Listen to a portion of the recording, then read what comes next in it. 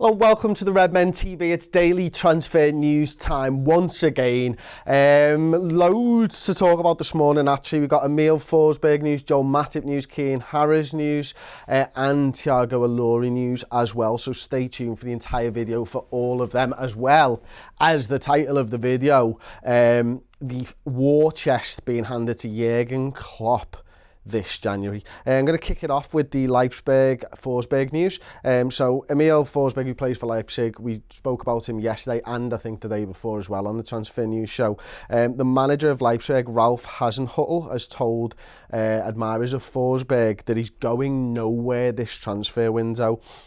He's said, and I quote, "I do not think the player would leave the club at the moment. I assume that all who are here at the moment are still here at the end of this season," which is a bit of a blow, really. I've spoken to quite a lot of Liverpool fans over the last couple of days. Seems to be a player that is really, really highly thought of. Definitely Sweden's second best attacking player after Zlatan Ibrahimovic, certainly. That's what people have said, not me. I haven't seen enough of him to give you an answer one way or another, to be perfectly honest with you.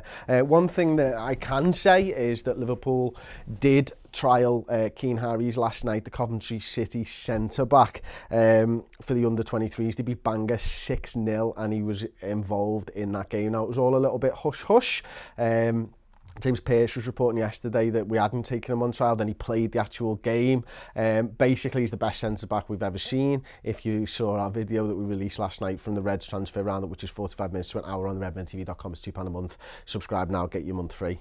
Sorry about that. Got to get it in now, haven't I? So, how did it go? Well, the under-23s interim manager, Mick Garrity, said, "You can see he's going to play football. He seems a very, very nice player. He's only been with us for 24 hours, so we'll see how that one works out. I'm not sure how long it'll be," and he's talking about how long they'll be with him. "The clubs will decide how long he's going to stay for. He wasn't able to train with us before the game."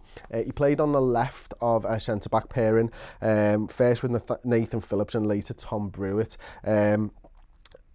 His first pass didn't go very well if you watch the game, definitely misplaced, but he settled down soon after, and the highlight probably was a pass into Shea Ojo. Just a great pass as he stepped out from the back, to be honest with you. Look, we'll put a link into that video because we did the video yesterday and people have been asking us for a link for the video that we watched, so we'll put a link in for that. So Si, please remember to do that, mate.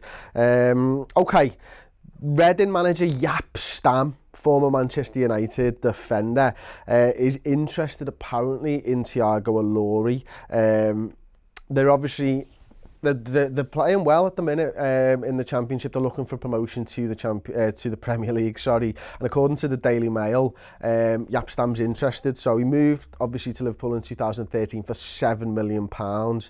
He's not done anything really of note with Liverpool. He's had loan spells at Granada, Bordeaux and Aston Villa. Just one appearance, came in the FA Cup third round at Exeter like a year ago. So, you know what? It's probably time. He's nowhere near the first team. I would probably cut my losses on Tiago Ilori. Never really saw anything in him as a player anyway. But a load of Liverpool fans did. And whether he can go out on loan again and get some much needed football, whether he can come back and be a Liverpool player, I'm not so sure. Finally as well, good news on the centre-back front. Jaap Stam isn't going to the African Cup of Nations. He's been left out of the squad along with West Brom's Alan Nyom.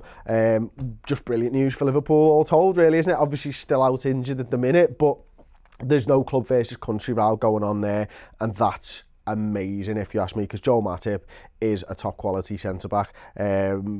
Needs to play more games for Liverpool because he's that good, but there we go. And finally, the big news of the day, when I can find it, apparently Liverpool have a £40 million war chest to play around with this January.